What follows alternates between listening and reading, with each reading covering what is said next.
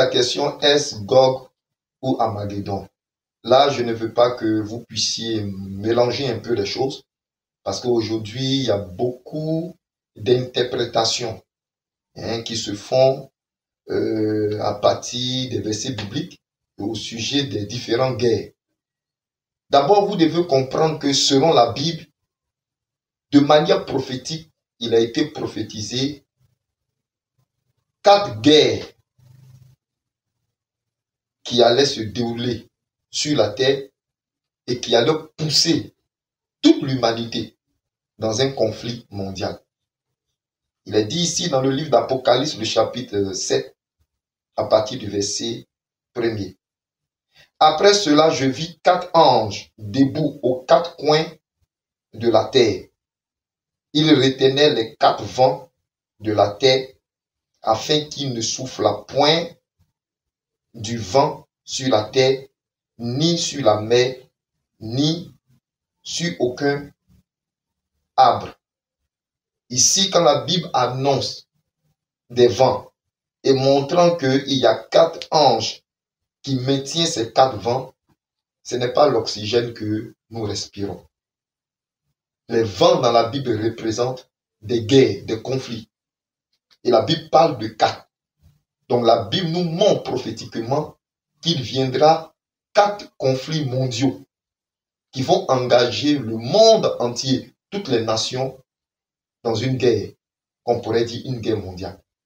Et vous savez avec moi, selon l'histoire, le premier conflit mondial qui a engagé toutes les nations dans une guerre fut la guerre de 14-18, c'est-à-dire 1914-1918. Et après cela, il y a une autre guerre mondiale qui s'est levée. 39-44. Donc, le deuxième conflit mondial, vous savez avec moi, s'est déroulé en 1939 et ça a pris fin en 1944. Voilà le deuxième conflit. Mais la Bible nous prédit 2 autres conflits. Et selon Apocalypse, le chapitre 16, à partir du verset 16, c'est là-bas qu'il est parlé de Armageddon.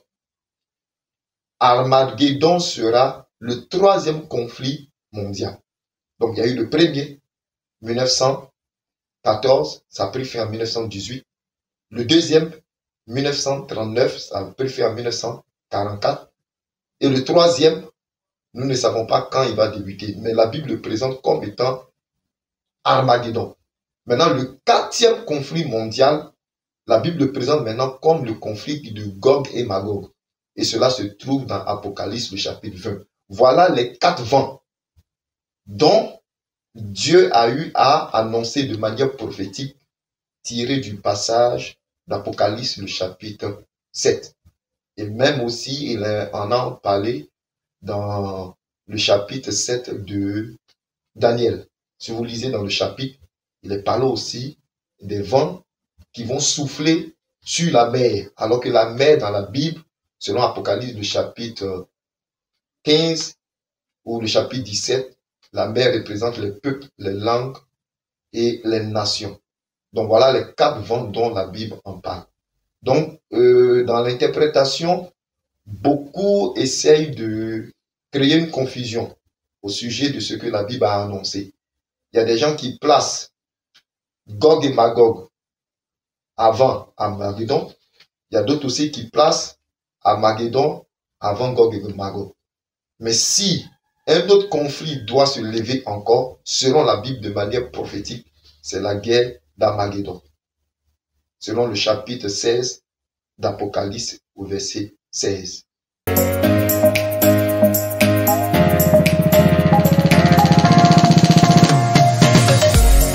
D'abord, ce qu'on peut retenir, vous devez comprendre que cette crise-là nous montre que très bientôt, le 3e conflit militaire et mondial risque de se lever. C'est-à-dire, c'est un signal qui montre que le 3e conflit mondial n'est pas loin. Je ne suis pas en train de dire que cette crise entre l'Ukraine et la Russie, c'est de cela que va découler la troisième guerre mondiale. Non, je peux me tromper.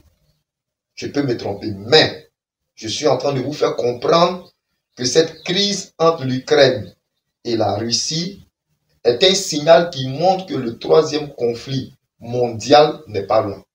Puisque, au cours de ce conflit, la Russie a annoncé ouvertement sur les médias qu'elle mettait en alerte ses bombes nucléaires.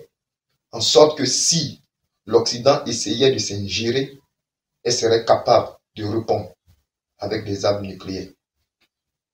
Donc, c'est un signe, un signal qui montre que le troisième conflit mondial, appelé Armageddon, n'est pas loin. Ça va prendre combien d'années? 10 ans, 20 ans, 30 ans, 5 ans, une année, un mois, je ne le sais pas. Mais c'est un signal qui nous montre que le troisième conflit n'est pas loin. Et c'est aussi un signal qui nous montre que l'Occident est sur le point d'être englouti. Parce que l'Occident a régné en maître et a dominé sur tous les pays du monde en appliquant sa vision, sa politique, sans partage. Mais là, avec le réveil de la Russie, nous pouvons comprendre que c'est un signal qui montre que l'Occident est sur le point de perdre son pouvoir et sa domination sur l'humanité. Oui, la Bible a parlé avec précision de cette nation appelée la Russie. Mais la Bible la présente comme étant le pays de Gog et Magog. Et vous trouvez la Russie dans le chapitre 38 d'Ézéchiel. Si vous prenez le chapitre 38 et le chapitre 39 d'Ézéchiel, voilà les chapitres qui annoncent la venue d'un empire, d'un chef, dont la Bible présente comme Gog et Magog. Dieu dit à Ézéchiel, fils de l'homme, c'est-à-dire prophète, prophétise, annonce des événements qui vont se présenter. Prophétise sur Gog et Magog.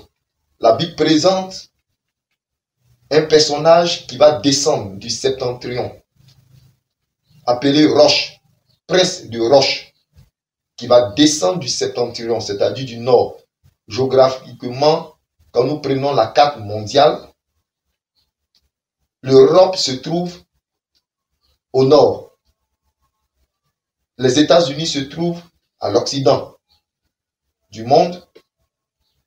Israël se trouve à l'orient, c'est-à-dire à l'est. Et nous, les Africains, nous nous trouvons au sud, c'est-à-dire le midi.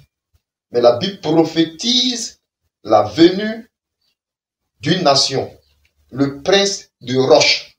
C'est là que la Russie apparaît. La Bible le présente comme Gog et Magog. Donc, quand vous prenez l'histoire des enfants de Noé et qu'on présente les descendances des 3 enfants de Noé, si vous prenez Japheth, dans la descendance de Japheth, il est parlé de Gog et il est parlé de Magog. Et précisément, les régions où ces descendances de Japheth-là ont habité, ce sont les peuples qui se trouvent précisément dans cette région où se trouve la fédération de Russie. Donc, Ézéchiel, par la vision du Dieu vivant, annonce ce que Gog et Magog, qui représentent la Russie, ou bien Roche, le prince de Roche qui descend, voilà, du septentrion, c'est-à-dire du nord, va accomplir dans les temps de la fin. Et quand nous voyons aujourd'hui la Russie, qui, après la Deuxième Guerre mondiale, quand l'Union des fédérations des nations de l'Est, l'Union soviétique, s'est écroulée, n'était plus devenue influente. C'est-à-dire, en quelque sorte, elle avait perdu son influence, se réveiller dans ces temps-ci et aller annexer des territoires. Cela met en marche plus ou moins cette prophétie-là pour dire que nous sommes à l'approche de tout ce que Dieu a annoncé.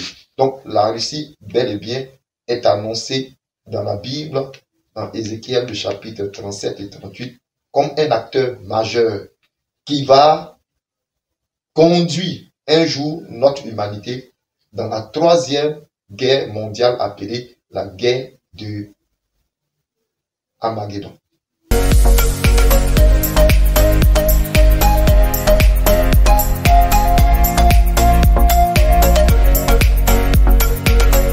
Vous me posez la question si la fin du monde n'est pas loin.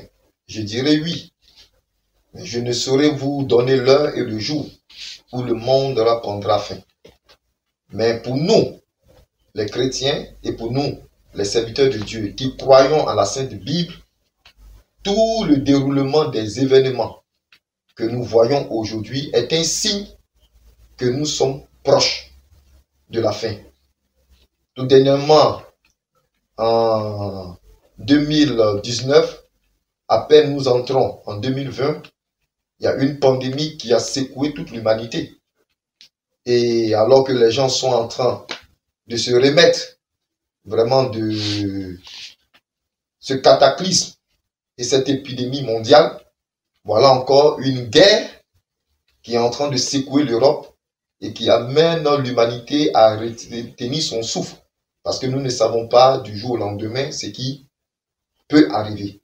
Mais nous tenons à dire à tous ceux qui prêtent une oreille attentive aux choses que nous disons que la Bible est vraie. La Bible est le seul bouquin, je pourrais dire religieux, le seul bouquin prophétique qui prophétise avec exactitude tous les événements qui doivent arriver de nos jours. En dehors de la Bible, je ne connais pas un bouquin qui peut prophétiser avec exactitude les événements qui se accomplissent aujourd'hui. Donc, tous ces signaux nous montrent réellement que nous sommes à la fin des temps. Il ne pourra pas avoir de paix comme pourront nous prôner les grandes organisations sur cette terre. Jésus a dit que lui, il nous accorde une paix qui n'est pas comme la paix du monde. Et Jésus a dit qu'il aura des crises, il aura des guerres, il aura des calamités. C'est Jésus qui l'a prophétisé, qui l'a dit.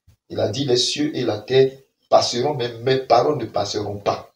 Donc si l'humanité pense qu'elle pourra jouir d'une paix éternelle dans ce monde dans lequel nous sommes, nous disons que les hommes se trompent. Parce que la terre est comparée à un homme qui fait une maladie et dont on essaye par tous les moyens de la soigner. Mais au fur et à mesure, nous voyons que le mal ne fait que prendre du volume en changeant de forme. C'est comme ce mal qui a commencé à l'orteil, est monté vers les jambes, est monté vers les cuisses, est allé dans le ventre, et maintenant cela veut atteindre le cœur, pour dire que notre humanité tire réellement à sa fin. Donc les hommes doivent être interpellés par ces événements afin de considérer que ce que les saints prophètes de la Bible ont annoncé comme événement sur terre est la vérité, et ce que le Seigneur Jésus a dit est la vérité, et le cœur des hommes doit être préparé à rencontrer le Seigneur, à le recevoir pour ceux qui ne le connaissent pas, pour pouvoir échapper à un jugement.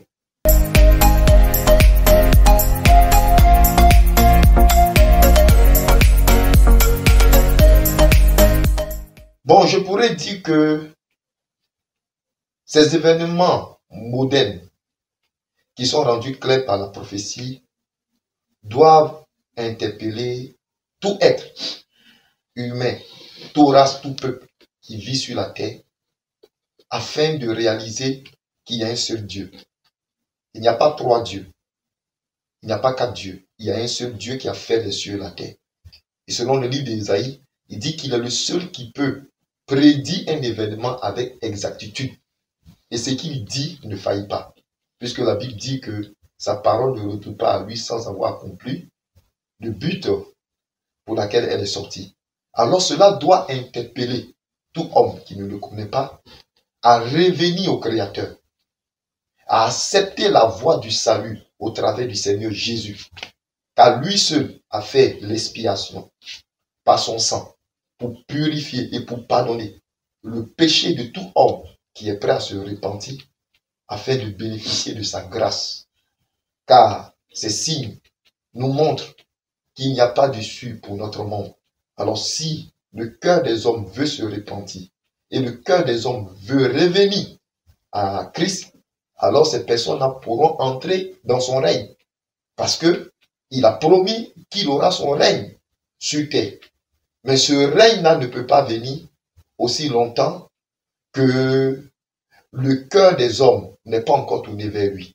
Et si le cœur des hommes accepte de se tourner, alors c'est avec ce groupe ou ce minuscule groupe de personnes qui accepteront de le croire et de le suivre, c'est ces personnes qui pourront régner avec lui éternellement. Alors j'interpelle tous ceux qui écouteront cette vidéo afin de voir que nous sommes à la porte de quelque chose, d'un désastre plus puissant, plus terrible que le Covid-19, une guerre mondiale, ce n'est pas du jeu. Guerre dans l'espace, guerre sur la terre, guerre sous les eaux. Je ne sais pas où les hommes vont se situer. Mais nous avons de l'assurance en Jésus. Parce que avant que cette guerre-là ne puisse un jour se déclencher dans l'humanité, Jésus a promis venir chercher son Église. Jésus n'a pas promis venir chercher un système d'église, mais il a promis venir chercher son Église.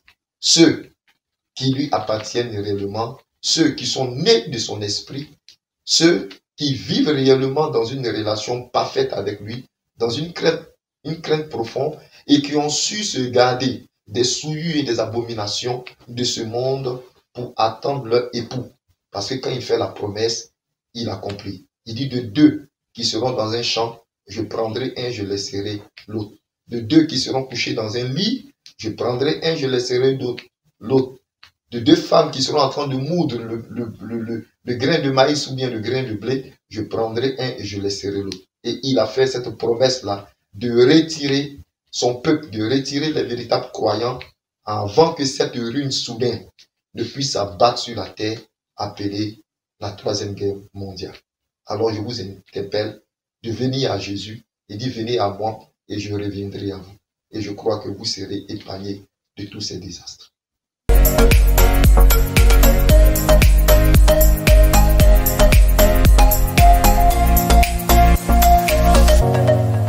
Je tenais une fois de plus à remercier toutes ces personnes qui suivront cette vidéo sur cette chaîne. Je vous dis que Dieu vous bénisse.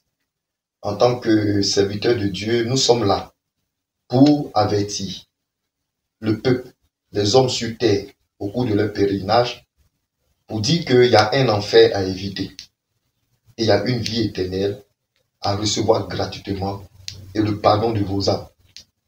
Aucun homme n'a le pouvoir de sauver son prochain. Mais sachez que le Créateur, l'être invisible, s'est rendu visible une seule fois au sein de cette humanité dans la personne du Seigneur Jésus. Et il a donné son corps physique comme une offrande, comme un sacrifice, afin que quiconque croit ne périsse pas, mais qu'il ait la vie éternelle. C'est tellement que vous vous êtes dit que ce beau monde dans lequel nous sommes, avec les plaisirs, les loisirs et les passions auxquelles vous êtes adonnés, ne passera pas.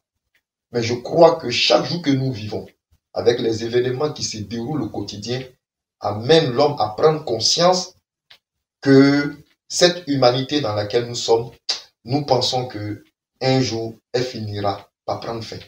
Car il y a des choses que nous n'avons jamais vues arriver au sein de cette humanité que nous sommes en train de voir s'accomplir dans ces temps dans lesquels nous sommes. Alors, je crois que ça doit interpeller les hommes. Et s'il n'y a pas de l'assurance dans ton cœur et que tu t'es lié à une religion, tu t'es lié à un système religieux et que cela n'a pas pu te donner l'assurance que si aujourd'hui tu étais confronté à une troisième guerre mondiale ou à un conflit quelconque, à une épidémie mondiale quelconque qui vient sur ton chemin, qui ne te donne pas de la garantie et de l'assurance, je tiens à te dire qu'il y a une seule personne qui donne l'assurance. C'est celui qui a vaincu la mort, la tombe et le séjour des morts. Si vous suivez le leader qui est ressuscité d'entre les morts, alors c'est sûr qu'il vous ressuscitera. Mais si vous suivez un leader qui n'a pas prouvé que par sa mort, par son enterrement, il soit capable de ressusciter, alors je tiens à vous dire que vous êtes en train d'aller tout droit vers l'enfer. Et je crois que Jésus est la solution. Alors, nous ne pouvons pas trop entrer dans les détails des choses que j'ai eu à développer. Pour tous ceux qui sont soucieux et qui recherchent la bonne connaissance et la bonne interprétation de la parole, nous sommes prêts à leur partager ce que Dieu a pu nous révéler, ce que Dieu a pu nous faire comprendre au sujet de tous ces événements qui s'accomplissent aujourd'hui au sein de l'humanité, car sachez que ce n'est pas un hasard, car tous ces événements-là proviennent de la Bible parce qu'il y a eu quelqu'un qui l'a annoncé, c'est le Tout-Puissant, le Dieu des cieux et de la terre, qui s'est révélé pour la première fois sur le mont de Sinaï aux enfants d'Israël, qui a donné ses lois et ses commandements, et qui est venu dans la forme humaine au milieu des enfants d'Israël, dans la personne de Jésus, et qui opère aujourd'hui sous la forme du Saint-Esprit, en marchant avec son Église pour accomplir les choses qu'il a promis et pour faire voir sa gloire et faire connaître la vérité telle que j'essaie de vous annoncer.